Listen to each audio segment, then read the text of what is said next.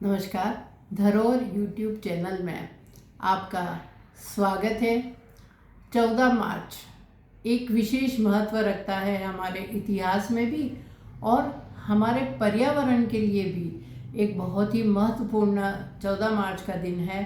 हम सभी जानते हैं कि हमारी ये जो भारत माता है, भारत धरती है, वो तपोभूमि है, ऋषियों की भूमि है, मुनियों की भूमि है। परंतु एक ऐसे ऋषि हुए जिनका नाम था याज्ञवल्क्य। आज उनका जन्मदिन है और जन्म जयंती 14 मार्च को है।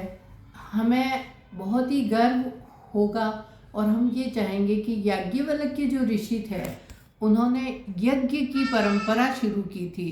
यज्ञ से विज्ञान को समझाया था। सबसे बड़ी बात है कि यज्ञ करने के क्या फ़ायदे हैं, पर्यावरण को कैसे शुद्ध बनाया जाए।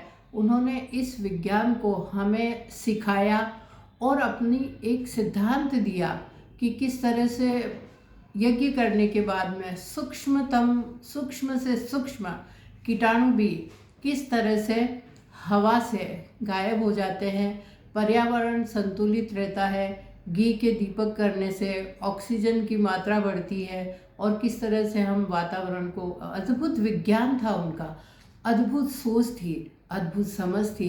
ऋषि याज्ञवल्क्य कहते हैं कि उनसे कोई शास्त्रार्थ करने में भी कभी जीत नहीं पाता था।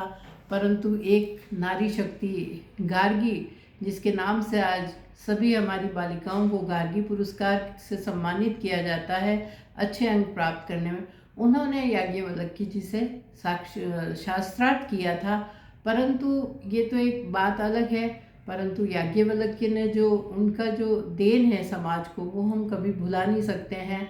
और शायद उस समय याज्ञवल्क्य के सिद्धांतों की जितनी ज़रूरत नहीं थी या थी, वो तो एक अलग बात है। परंतु आज आवश्यकता है, क्योंकि अगर हर घर में, चलो हर दिन नहीं तो हफ्ते में एक बार और महीने में 4 बार अगर छोटे छोटे हवन भी किया जाए तो हमारा अपना घर पर्यावरण से दूषित नहीं होगा।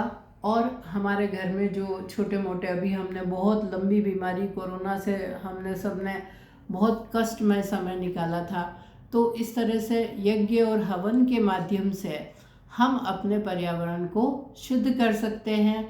उन्होंने यज्ञ का ये विज्ञान जो है वो हमें सिखाया। तो पुनः इस देश के सभी बच्चों को पुनः हमारी उन ऋषि परंपराओं की, उन ऋषियों की बातों से अवगत कराया जाए। हमारे बच्चे अगर उसको सीखें, चलो हम कुछ एक पीढ़ी का गैप हो गया और किसी वजह से हम इन चीज़ों से हट गए, परंतु आज भी हम अगर जागरूक होते हैं, हमारे घर में फिर से छोटे छोटे हवन यज्ञ अगर चालू हो तो हम कई बीमारियों से बच सकते हैं और एक ऑक्सीजन भी हम हवा में प्रोड्यूस कर सकते हैं, दे सकते हैं।